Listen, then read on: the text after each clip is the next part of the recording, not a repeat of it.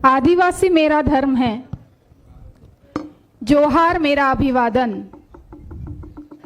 आदिवासी मेरा धर्म है, जोहार मेरा अभिवादन। प्रकृति हमारी पूजा है, तीर कमान हमारी पहचान।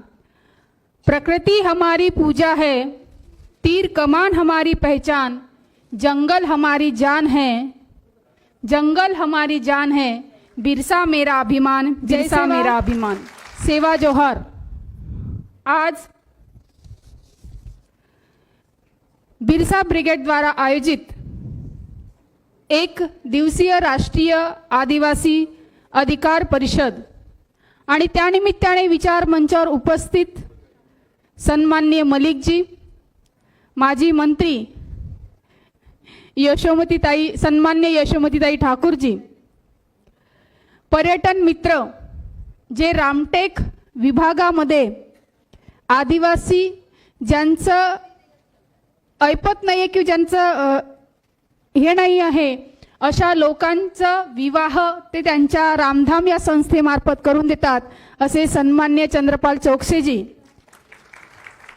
विचार मंचावरील सर्व मान्यवर आणि ज्यांनी आजच्या कार्यक्रमाचं आयोजन केले, ज्यांचं वक्तव्य, ज्यांचं संभाषण, ज्यांचं भाषण ऐकल्यानंतर रक्त असं सडसडून निघतं असं वाटतं। मी याआधी पण म्हटलेलं आहे सतीशदादांना की तुमचं वक्तव्य, तुमचं भाषण ऐकल्यानंतर असं वाटतं की आजच तलवार काढावी आणि युद्धावर लढायला जावं असं त्यांचं भाषण असतं। असे सन्माननीय सतीशदादा या ठिकाणी उपस्थित।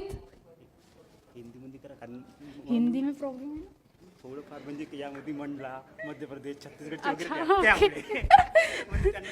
नहीं, हिंदी में प्रॉब्लम है ना, आपकी पूरा भाषण हिंदी में नहीं दे सकते क्योंकि प्रॉपर मराठी है।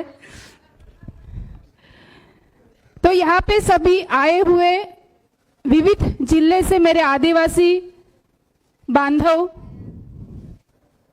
सबसे पहले तो अपना ये कर्तव्य है कि जिस समाज से, जिस जाति से हमारा नाता है, हमारा संबंध है, उस समुदाय के लिए कुछ करना। क्योंकि अदर कम्युनिटी में जितनी एकता है उतनी एकता हमारे में कम दिखती है। उसका उदाहरण भी ऐसा है कि खैरलांजी हत्याकांड आप सभी को पता होगा, पता है कि नहीं पता?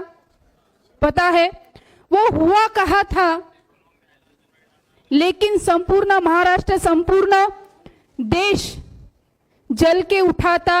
जगह जगह पे आंदोलन हुए थे कि नहीं हुए थे? हुए थे। लेकिन जब मणिपुर में हमारी आदिवासी महिलाओं पे अत्याचार हुआ, बलात्कार हुआ, तो हमने क्या किया? हमने आंदोलन किया? देश को बंद किया? नहीं किया। उसी सेम तरह का उदाहरण है मध्य प्रदेश में भी है। वहां पे भी हमारे आदिवासी भाई पे मूत्र विसर्जन किया, उस पे लघु शंका की गई, तब भी हमने कुछ किया? नहीं किया। नांदेड़ में शासकीय रुग्णालय में वहां के खासदार ने हमारे एमडी को, वाकोड़ी जी को शौचालय साफ करने को लगाया। हमने कुछ किया? नहीं किया।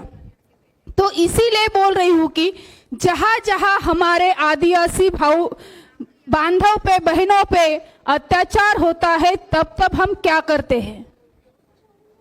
बस बोलने को बोलते हैं लेकिन करते कुछ भी नहीं। इसीलिए हम आपल्यामध्ये, यासाठी आपल्यामध्ये एकता असायला पाहिजे, युनिटी असायला पाहिजे आणि ती युनिटी आपल्यामध्ये कमी, युनिटीचा प्रभाव कमी आहे। सोबतच जो पढ़ा लिखा इंसान है, जो आगे बढ़ा है, राजकीय क्षेत्र हो, सामाजिक क्षेत्र हो, कौन सा भी क्षेत्र हो, जो जो क्षेत्र में हम में से जिस भी आदिवासी बांधव ने प्रगति की हुई है, जो उच्च स्तर पद पे है, उन्होंने अपने से नीचे जो है, जो पढ़ाई में कमजोर है, जिसको जिस चीज की जरूरत है उसको हाथ देना चाहिए, मतलब साथ देना चाहिए। उसको अपने बराबर लाने की कोशिश करनी चाहिए। जैसे मैं जिस पद पे हूं, सन्मान्य सुनीलजी केदार साहेब महाराष्ट्र राज्याचे माजी मंत्री यांनी मला नागपूर जिल्ह्याचं प्रतिनिधित्व करण्याची जबाबदारी दिली। त्या जवाबदारीतून उस जिम्मेदारी के चलते मेरे से जो बन पड़ता है, मेरे पास जो भी आदिवासी बांधव, जो भी लड़की या लड़का आता है, मैं उनको मेरे चलते जो भी मेरे से बन पड़ता है वो मदद मैं उनको करती हूँ।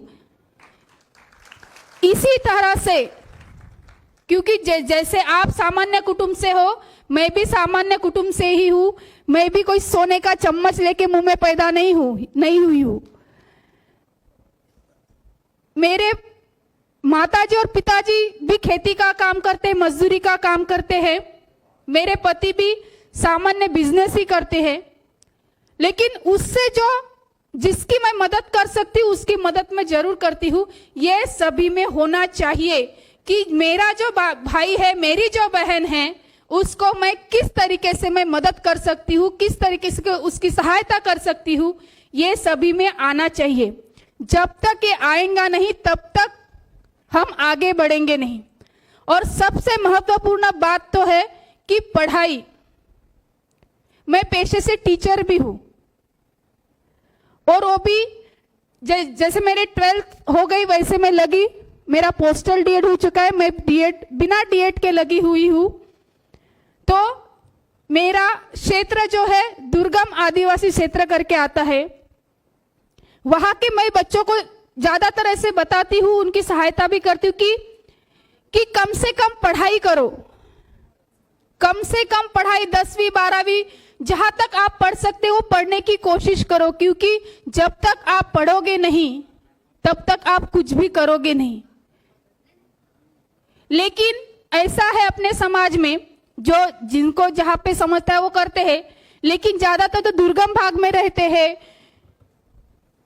वो लड़के क्या करते हैं, 8वीं 10वीं से ही स्कूल छोड़ देते हैं।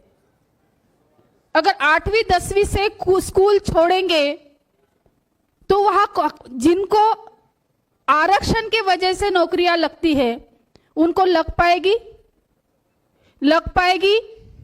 नहीं लग पाएगी, क्योंकि अदर ओपनच्या स्पर्धेमध्ये आपण टिकणं फार बोटावर मोजण्या इतके लोकच हे ओपन स्पर्धेमध्ये टिकू शकतात।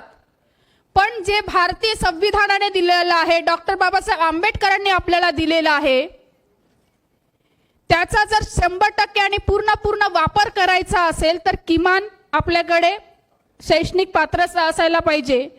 आणि शैक्षणिक पात्रता असल्यानंतर सर्वाधिक कमतरता ही आपल्याकडे डॉक्युमेंट्सची देखील असते। जर शासकीय योजनांचा लाभ घ्यायचा असेल किंवा कुठल्याही स्पर्धेमध्ये टिकायचं असेल तर कागदांची परिपूर्तता देखील असायला पाहिजे, पण ती पण नसते।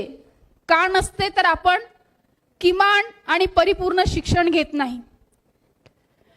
म्हणून या कार्यक्रमाच्या माध्यमातून या ठिकाणी मला माहिती आहे की उच्चस्त प्राध्यापक कुणी सरकारी याच्या शासकीय नोकऱ्यांमध्ये देखील आहे। तर मी आपल्या माध्यमातून सांगू इच्छिते की आपल्याकडे जे काही आदिवासी बांधव येणार